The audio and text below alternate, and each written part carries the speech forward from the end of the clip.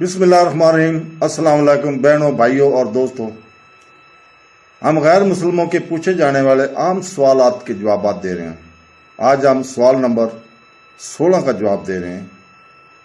सवाल ये किया जाता है आमतौर पे गैर मुसलमानों की तरफ से कि आप आखिरत के वजूद को कैसे साबित कर सकते हैं, यानी मौत के बाद की जिंदगी। इसका जवाब दें। तो दोस्तों, जवाब ये है कि आखिरत पर यकीन अंधे अकीदे पर मबनी नहीं है। बहुत से लोग सोचते हैं कि साइंसी और मंतकी मिजाज रखने वाला शख्स मौत के बाद की जिंदगी के अकीदे को किस तरह एतबार दे सकता है। लोग समझते हैं कि जो भी आखिरत पर यकीन रखता है वो अंधे अकीदे की बुनियाद पर ऐसा कर रहा है।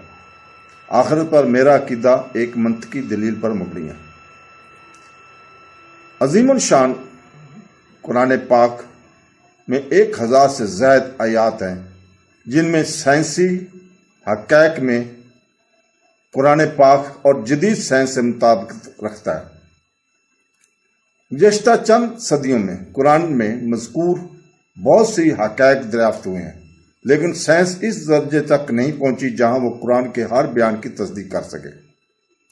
फर्ज करें कि कुरान में कुछ भी बयान किया गया है, जो कुछ बयान किया गया है इनमें से 80% साइंसी एतबार से साबित हो चुका है। बकिया 20% के बारे में साइंस कोई वाज़ा बयान नहीं देती, क्योंकि वो इस सतह तक पहुंची ही नहीं है जहां वो इन बयानत को साबित या गलत साबित कर सके।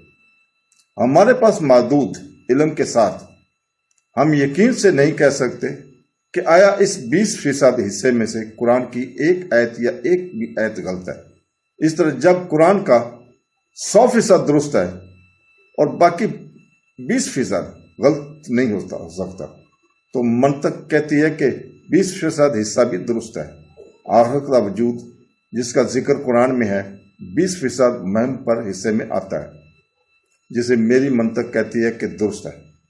अमन और इंसानी इक़्तिदार का तसव्वुर आखिरत के तसव्वुर के बगैर बेकार है। चोरी करना अच्छा है या बुराई? एक आम मतवाज़न शख्स कहेगा कि ये बुराई है। जो शख्स आखिरत पर यकीन रखता है वो एक ताकतवर और बाअसर मुजरिम को कैसे समझाएगा कि डकैती बुराई है? फर्ज करें कि एक इंसान दुनिया का सबसे ताकतवर और बाअसर मुजरिम हो, इसके साथ साथ वो एक ज़हीन और मंतकी इंसान हो। वो कहता है कि लूटना अच्छा है क्योंकि इससे उसे पुरतैश जिंदगी गुजारने में मदद मिलती है। इस तरह लूटना मेरे लिए अच्छा है, लूटना मेरे लिए अच्छा है। अगर कोई एक भी मंतकी दलील पेश कर सकता है कि ये उसके लिए बुरा क्यों है, तो फौरन वो रोक देगा। लोग आमतौर पर 10,000 दलाइल पेश करते हैं। लूट मार करने वाले को मुश्किलात का सामना करना पड़ता है। कुछ लोग कह सकते हैं कि जो शख्स लूटता है इसे मुश्किलात का सामना करना पड़ेगा।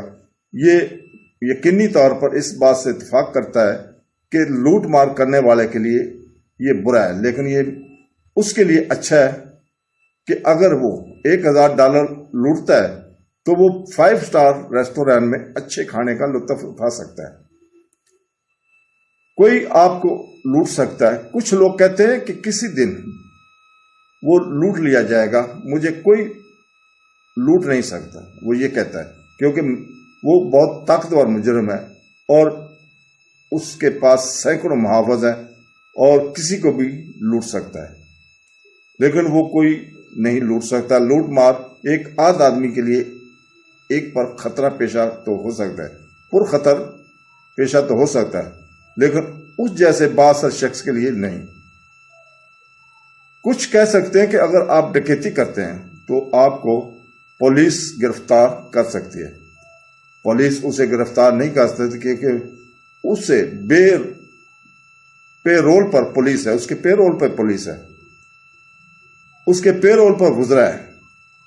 वो मानता है कि अगर कोई आम आदमी डकैती करेगा तो इसे गिरफ्तार किया जाएगा और ये इसके लिए बुरा होगा, लेकिन उसके लिए एक गैर मामूली तौर पर बाअसर ताकतवर मुजरिम है।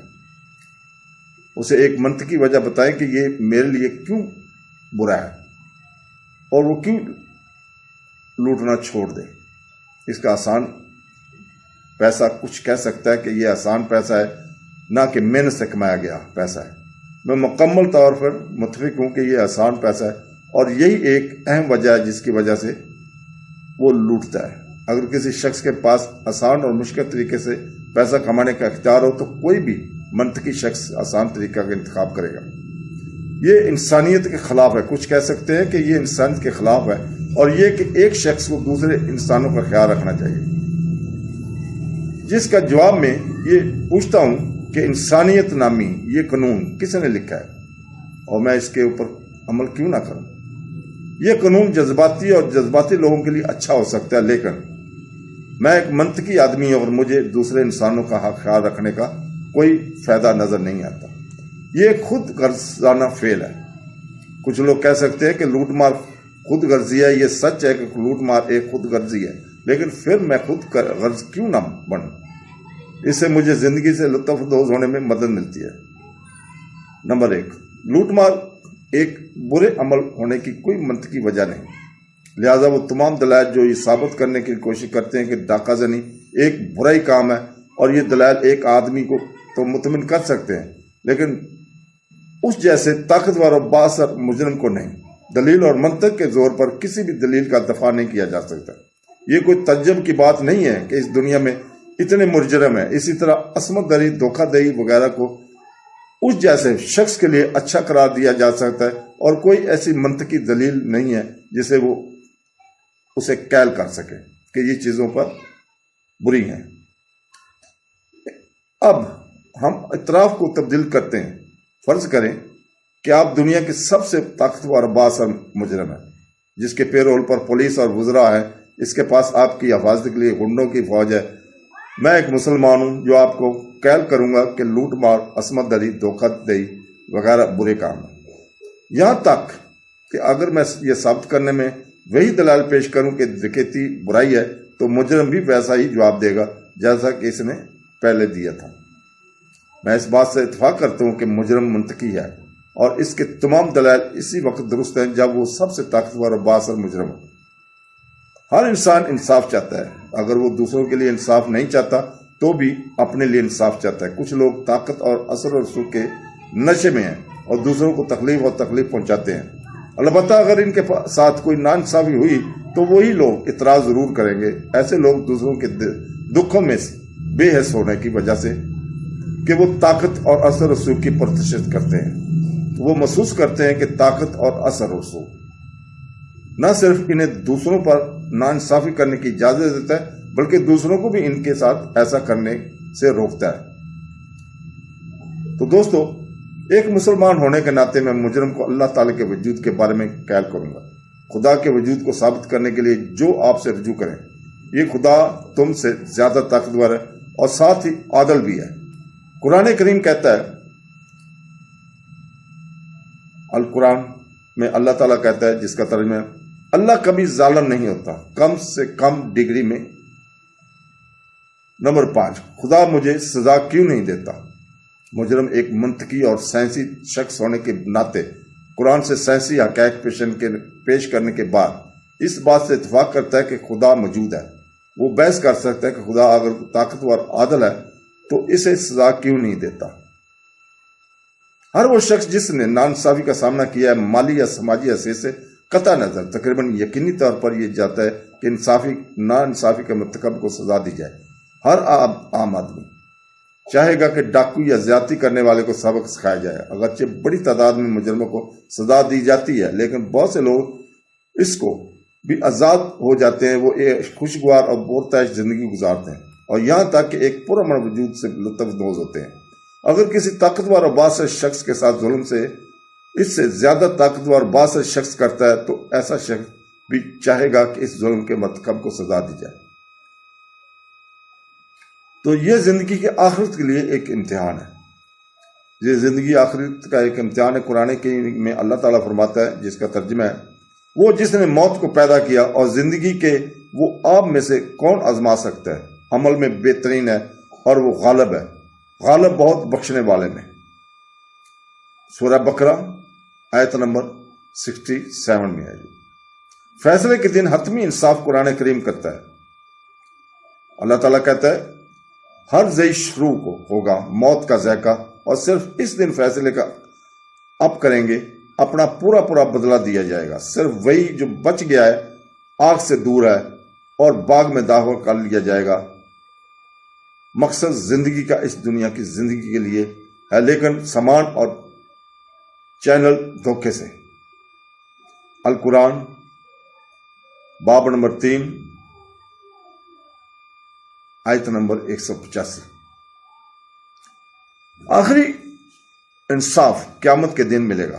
ایک شخص کے مرنے کے بعد اسے قیامت کے دن باقی انسانوں کے ساتھ زندہ کیا جائے گا۔ ممکن ہے انسانوں کو اس کی سزا کا کچھ حصہ اسی دنیا میں ملے، آخری جزا اور سزا تو آخرت میں ہی ملے گی۔ اللہ تعالیٰ کسی ڈاکو یا زیادتی کرنے والوں کو اس دنیا میں سزا نہ دے، لیکن قیامت کے دن اس کا حساب ضرور ہوگا اور آخرت میں سزا دی جائے گی، یعنی موت کے بعد کی زندگی۔ انسانی قانون ہٹلر کو کیا سزا دے سکتا ہے؟ ہٹلر نے اپنی دہشت گردی کے دور میں 60 لاکھ یہودیوں کو جلایا۔ اگر پولیس اسے گرفتار کر بھی لیتی تب بھی انسانی قانون ہٹلر کو انصاف کے اصول کے لیے کیا سزا دے سکتا تھا؟ سب سے زیادہ وہ کر سکتے ہیں ہٹلر کو گیس چیمبر میں بھیجنا، لیکن یہ صرف ایک یہودی کے قتل کی سزا ہوگی۔ باقی 50,99,999 یہودیوں کا کیا ہوگا؟